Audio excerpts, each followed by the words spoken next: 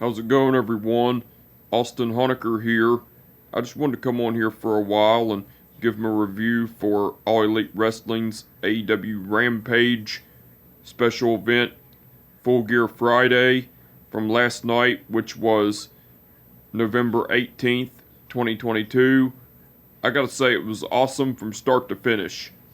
For the matches, match 1, it was Ricky Starks versus Lance Archer in an AEW title eliminator match. That was a great match, but the ending to it, Ricky Starks went over with the spear. Now, before the match, Lance Archer and Ricky Starks brawled and beat the shit out of each other before the match started and everything. That was cool.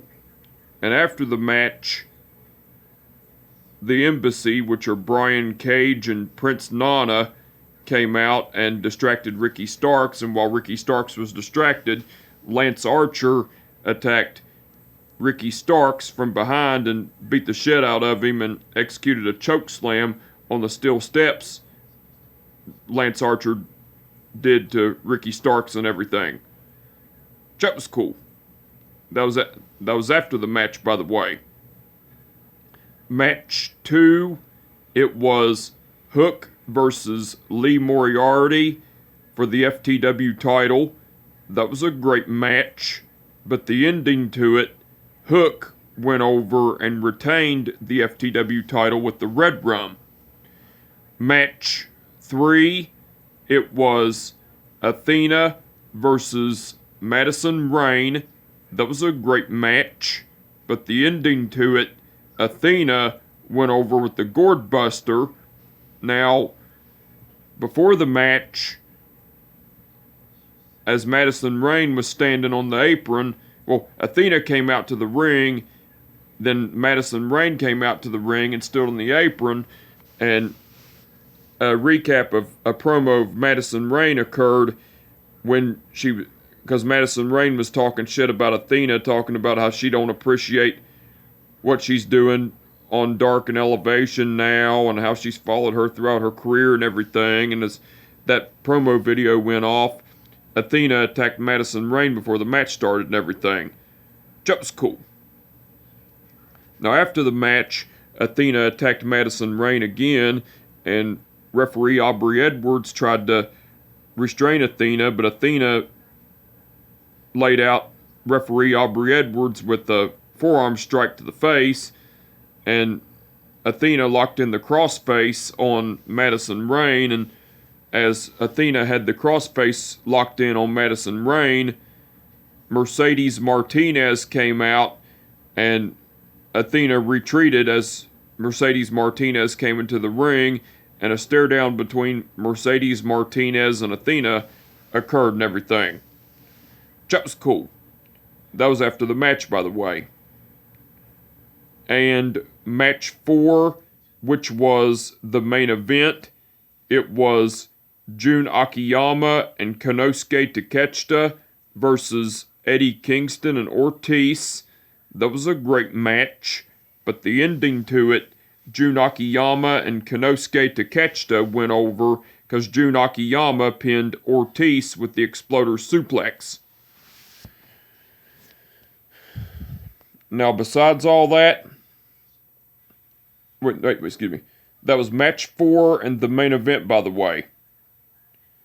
Now, besides all that, AEW aired a video package of the build-up of the match between Jon Moxley versus MJF for the AEW title at Full Gear.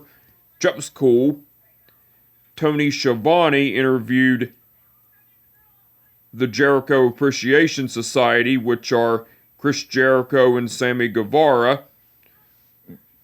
Well, Tony Schiavone brought up about Chris Jericho defending the Ring of Honor World title against Bryan Danielson, Claudio Castagnoli, and Sammy Guevara in a four-way match for the Ring of Honor World title and everything. And Chris Jericho talked about how eventually Bryan Danielson and Claudio Castagnoli are going to butt heads and everything because their egos are too big and everything. And Chris Jericho talked about how the Ring of Honor World title was going to remain with the Jericho Appreciation Society and everything, and talked about how Sammy Guevara is going to do the right thing and everything.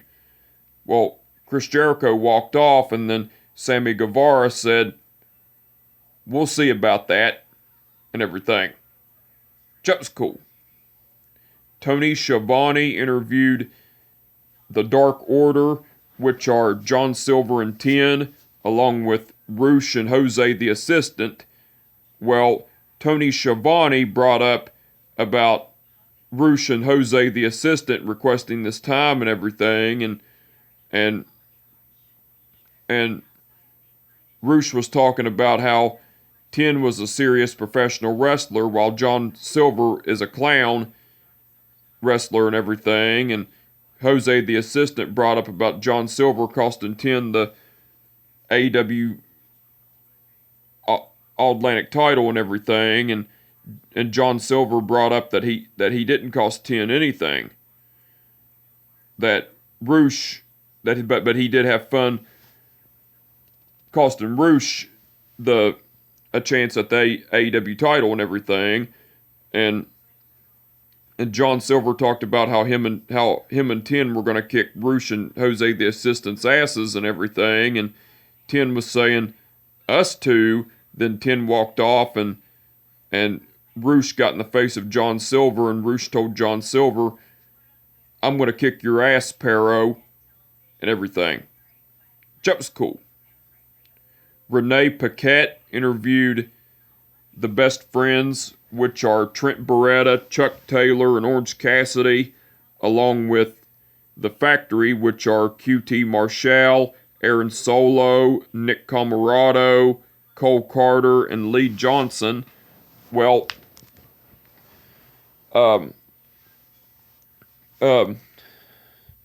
Renee Paquette brought up about how the Best Friends requested The Factory's time and everything, and Orange Cassidy talked about how they have a couple of things they got to do to get off their chest and everything, and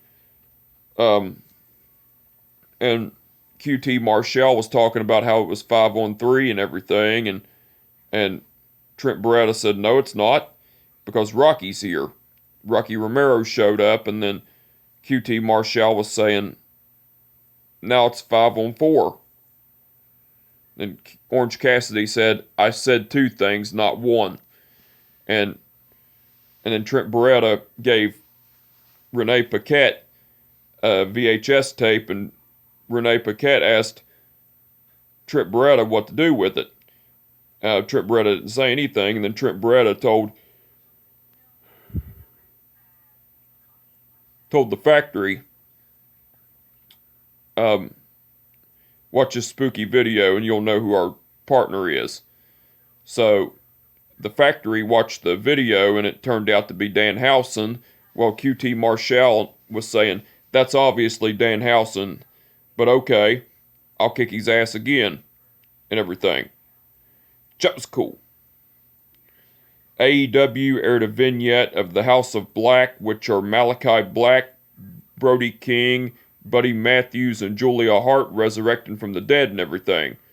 That was cool. And Mark Henry interviewed Eddie Kingston and Ortiz, and Jun Akiyama and Konosuke Takeshita.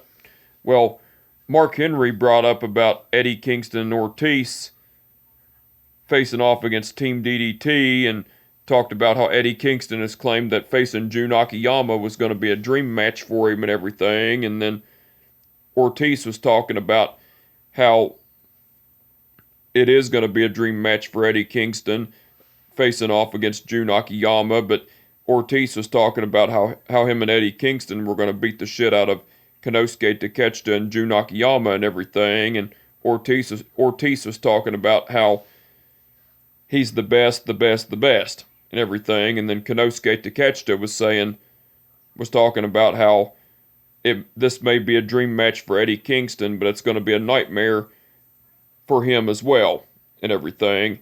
And then Mark Henry said his signature line, "Well, looks like there's been enough talk.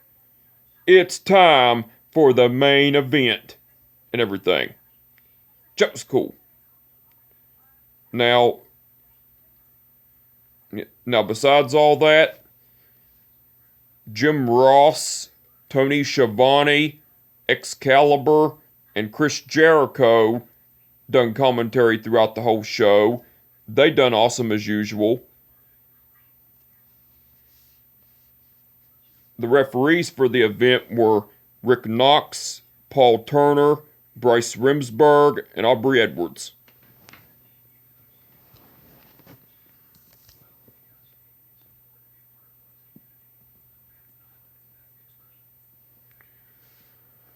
Okay. Rick Knox refereed the match between Ricky Starks versus Lance Archer in the AEW title eliminator match. Bryce Remsburg refereed the match between Hook versus Lee Moriarty for the FTW title. Aubrey Edwards refereed the match between Athena versus Madison Rayne. And Paul Turner refereed the match between Jun Akiyama and Konosuke Takeshita versus Ortiz and Eddie Kingston. All the referees done awesome as usual.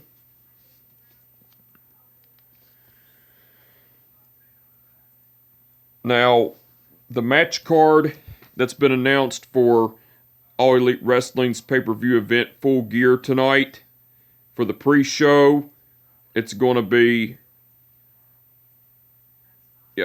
So, for the pre-show, it's going to be For the pre-show, it's going to be Brian Cage versus Ricky Starks in an AEW title eliminator match.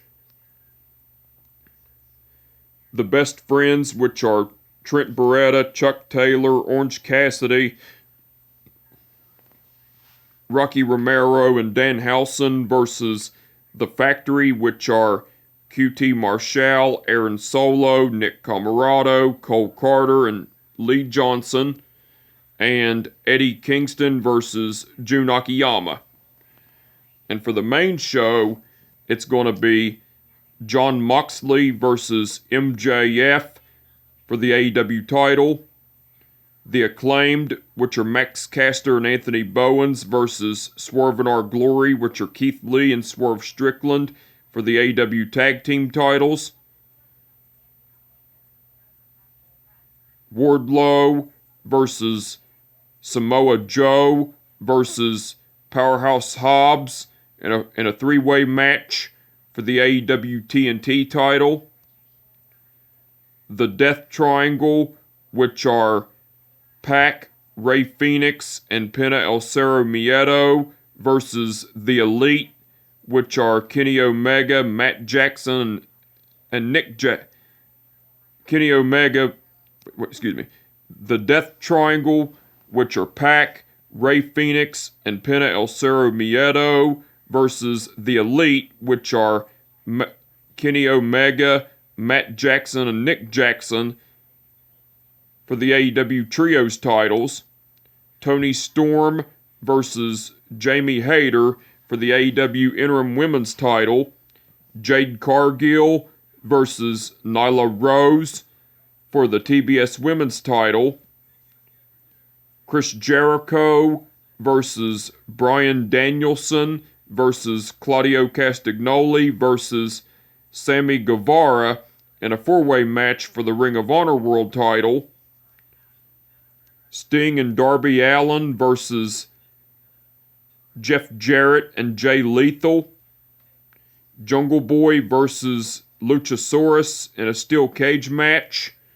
And Saraya versus Britt Baker. So the match card for the pre-show and the main show of All Elite Wrestling's pay-per-view event Full Gear tonight looks like it's going to be awesome. I can't wait to see it, and I'm looking forward to it. But anyway, I just wanted to come on here for a while and give my review for All Elite Wrestling's AEW Rampage special event Full Gear Friday from last night, which was November 18th, 2022. Like I said, it was awesome from start to finish. And with that being said, my name is Austin Honecker, and I will catch your ass down the road. Peace out.